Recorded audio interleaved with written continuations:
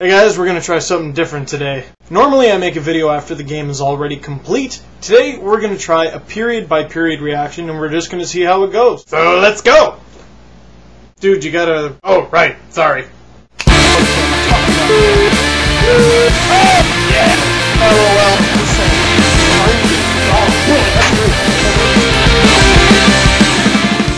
Knew this was going to be a period-by-period reaction. Here's your, there's the time as proof. And sorry if I'm a little puffy, it's just Don Cherry's little thing after the first intermission. I wasn't crying or anything, it's just I just got something in both eyes for an extended period. Shut up. Anyway, easily story of the first period, the Tom Kostopoulos hit on Mike Van Ryn.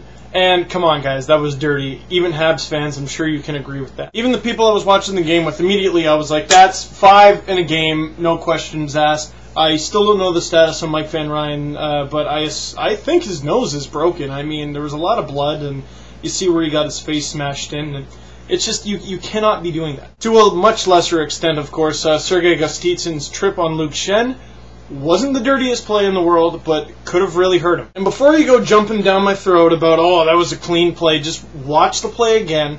Just look at a clip or something. His stick does catch Luke Schenn under the blade of the skate, and that's what made him fall. But both times, there was Carlo Colaiacovo. Alright, let's do this! And sometimes you just gotta have teammates like that. The funniest thing about that whole ordeal is, you know how like a big scrum ensues afterwards and all the players kind of pair off in like their own little scrums? Jamal Mayers got George Laraque, and the look on George Laraque's face was pretty funny. Really? Me?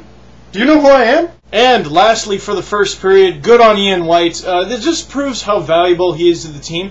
He was playing on forward, they bring him back on defense, and he was also manning the power play. He had a couple really good scoring chances too, with blasts from the point.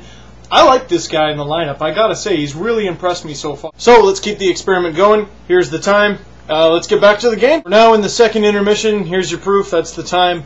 Let's go. How can I sum up the second period? Give me a word.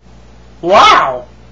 That's the one. It's now 4-3 Leafs, and for the love of God, stay out of the box. You're supposed to skate to the bench after your shift, not the box. Josh Georges gave Mikhail Goalbovski a nice little face rub there in the second period, and it touches on a point that I actually wrote down but forgot to mention for the first period. Mikhail Goalbovski has some serious dangles, some serious moves, but man, is that guy gonna get killed someday. Every time he puts on a little deke or toe drag, I'm so suave, my name's Mikhail. Whenever he does that, he's always this close to getting knocked into another dimension. I buy the Rock'em Sock'em DVDs every Christmas, and Mikhail, please do not end up on one of them. I like the little spinorama move that Chris Higgins tried to do on Schenn. Oh, I'm not gonna do anything, yes I am! And Schenn handled it pretty well.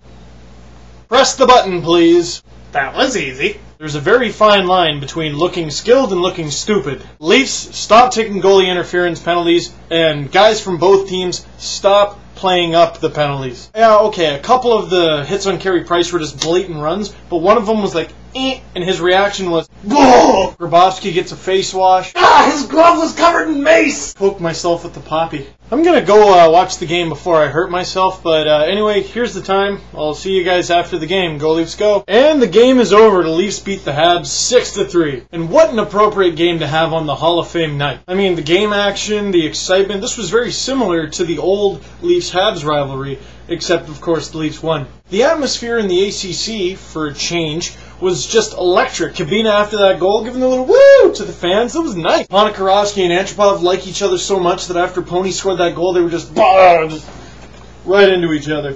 But of course, towards the end of the game, Andrei Kostitsyn losing his cool on Goalbovski with a blatant charge and then getting kicked out of the game. But he and the Canadians may have been quite angry with Goalbovski, thinking he sold some of the things that happened in the game. As I mentioned in the second period, I guess I can't take that back now, can I? And according to the broadcasters during the game, Mikhail Goalbovski, prior to the game, was asked, do you have any friends on the Habs still? And he apparently just said, no. Okay, so there's clearly some bad blood there.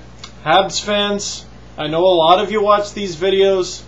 Let me hear it. What do you think of Mikhail Goalbovski? And Leafs fans, hey, what do you think? And keep your swearing to a minimum, please. There's kids that watch these videos. Luke Schenn is too young to be seeing that kind of language. There's just a couple things I have to get out of the way before we finish this one. My birthday was last March. I got a whole bunch of birthday wishes from everyone, and I was really appreciative of it. But one of my friends gave me this amazing gift that I completely forgot to show you guys, and well, here it is. Look at that.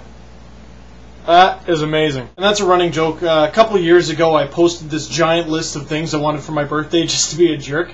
And then last year, I posted a list of, except there was only one thing long. It said, I want a dragon. Here's my dragon. Look at him with the backwards hat and everything. He's handsome as heck. I should get this framed, shouldn't I? Just kind of right there. Is that good? But seriously.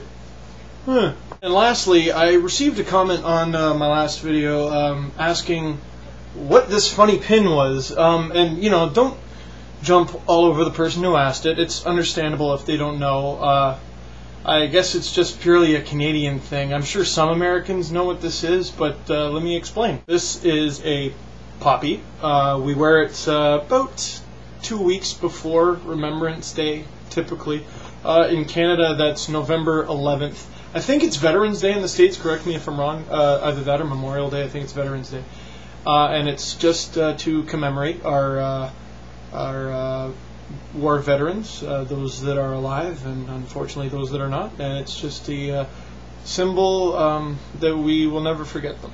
It means a lot to me to be able to wear this. For example, my grandfather, he fought in World War II. He was with the British Navy, and he fought in many battles. One was in Italy, where he was wounded quite badly, but hey, he survived, kept fighting, and that's why I'm here, right? And it's just a symbol of respect, gratefulness, and of course remembrance for war veterans. The thing that ticks me off more than anything is when people say, oh, you know, it happened so long ago, it didn't really affect me, and like the implications of whatever happened back then are not still resonating today, which is just so ignorant you have no idea. Did you know I'm a historian and know everything? So if you haven't already, get a poppy, and if you already got one, you can donate again. I just did today. But yeah, hockey video, I forgot. Anyway, Leafs win 6-3 over the Habs. Exciting game. Please leave your thoughts.